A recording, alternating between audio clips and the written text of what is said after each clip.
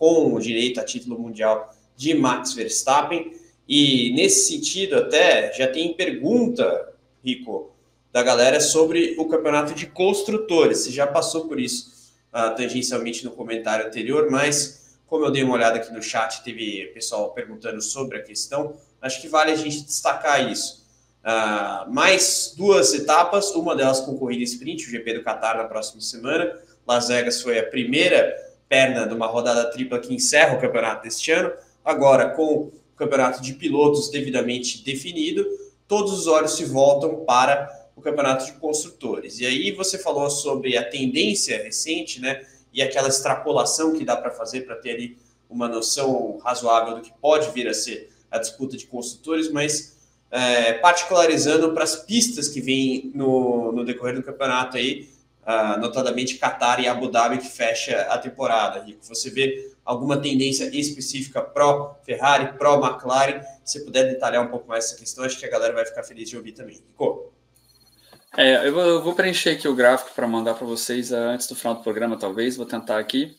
Mas essa corrida de Las Vegas era um pouquinho mais favorável para a Ferrari, em termos de velocidade de ponta, em termos de... é um setup que funciona para eles, que são ou curvas apertadas com pouco grip, ou retas longas, que acaba sendo um ponto forte da Ferrari. Então, era de se esperar que eles terminariam ali, ou estariam brigando com a McLaren, ou com até mais para a vitória. A Mercedes que foi mais a surpresa para a gente.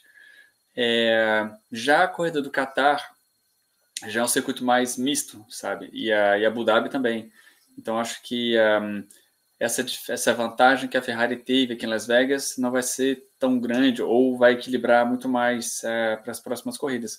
Mas o fato é que a McLaren não vem fazendo corridas assim, marcando pontos, bastante pontos com os 2 pilotos, sabe? No gráfico que que eu mostrei na telemetria, a gente vê a tendência a Ferrari tá brigando ali em Abu Dhabi para o título, tipo, na extrapolação normal é empatar o jogo em Abu Dhabi. Então, com essa vantagem de hoje, que foi com certeza mais consequente do que a gente esperava, essa extrapolação dá vantagem para a Ferrari em Abu Dhabi, sabe? Se continuarem do jeito que estão essas últimas 3 corridas, é a Ferrari que é campeã em Abu Dhabi com alguns pontinhos de vantagem.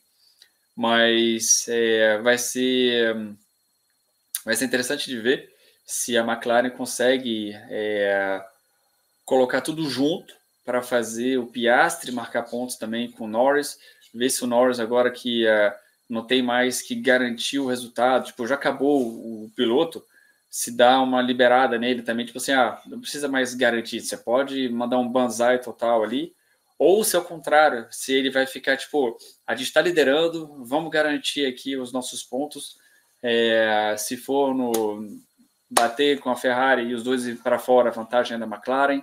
Então tem que ver como é que eles vão abordar todas essas possíveis estratégias aí. Mas para responder a tua pergunta, Carlão, as duas próximas corridas, a McLaren teoricamente vai voltar para a briga e vai estar tão forte, ou talvez voltar para a liderança ali dos carros mais favorecidos para ganhar as corridas. Eu acho que é interessante esse ponto, né? Até dado o caráter atípico do GP de Las Vegas, o circuito ali que passa pela Strip, vocês falaram isso inclusive no telemetria, né? Longas retas, zonas de DRS compridas também, o desafio que é achar a temperatura certa dos pneus, a Mercedes que vem aí já historicamente, pelo menos nessa era de efeito solo, funcionando melhor no frio, mais uma vez comprovando essa característica com a dobradinha liderada pelo Russell e a grande corrida de recuperação do Hamilton, né? Para quem porventura não viu a classificação e chega agora no nosso programa sem ter visto a corrida, é importante lembrar, Hamilton largou lá no meio do bolo em função de uma classificação que não foi ali das melhores quando o assunto é o desfecho para o Lewis, né? Ele ensaiava brigar pela pole position, mas no fim das contas isso não aconteceu. E aí você tem, óbvio, a temperatura do ar, propriamente dita, né? Inclusive antes do GP de Las Vegas, falava-se da possibilidade de ser a corrida mais fria da história, que tinha ali mínimas por volta de 5 graus, mas no fim das contas isso acabou nos comprovando. A corrida, acho que do Canadá, que segue aí como a mais fria da história da Fórmula 1 lá no final dos anos 70, acho eu. Mas são vários pontos aí, né? O que o Rico aborda frente ao Norris eu acho que é bem pertinente. A maneira com a qual ele vai reagir também pode ser determinante para a conquista da McLaren no campeonato de construtores. Agora, se o Norris não colaborar, e se a própria McLaren, de maneira mais ampla, perder terreno frente à Ferrari nessa disputa derradeira do campeonato de construtores, também vai ser o campeonato mais anticlimático da história da McLaren, porque o time de Woking consegue ali, a partir do GP de Miami, com atualizações, se colocar como a equipe mais competitiva de maneira consistente, né? Ainda que Ferrari volta e meia surgisse, a Red Bull muito forte ainda com o Verstappen, né? O Pérez já bem cambaleante do meio do campeonato para frente, do segundo terço para frente, eu diria, e a Mercedes muito inconsistente.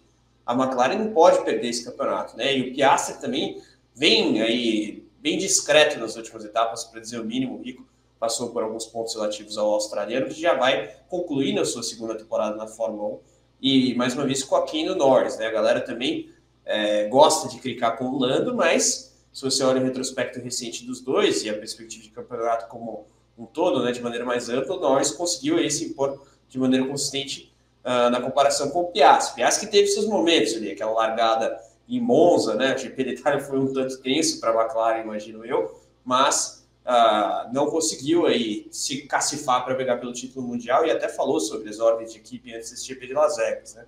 Que dado o fato de que o Verstappen tinha encaminhado o tetracampeonato mundial no Brasil, as ordens só seriam aplicadas em contextos muito específicos, até porque de fato não fazia mais sentido para a McLaren, né, demover o Piastri de qualquer situação um pouco mais interessante em prol do Lando agora nesse momento do campeonato. Já era tarde demais, o que acabou se comprovando com o tetracampeonato.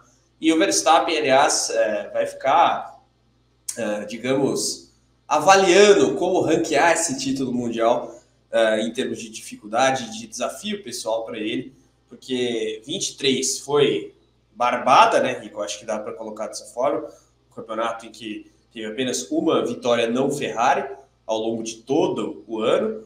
22 teve ali um começo de campeonato que o Ferrari tentou se cacifar via Leclerc para brigar pelo título, mas a segunda metade do campeonato foi bem favorável à Red Bull e ao Verstappen, que confirmou o favoritismo. E 21, aquele campeonato maluco. Óbvio, 21 está numa outra prateleira, mas acho que é interessante colocar aqui também o quanto que o Verstappen teve que se provar, se desafiar na perspectiva positiva da expressão, e mostrou a que veio porque é tetracampeão mundial, e agora levanta a taça finalmente nesse GP de Las Vegas.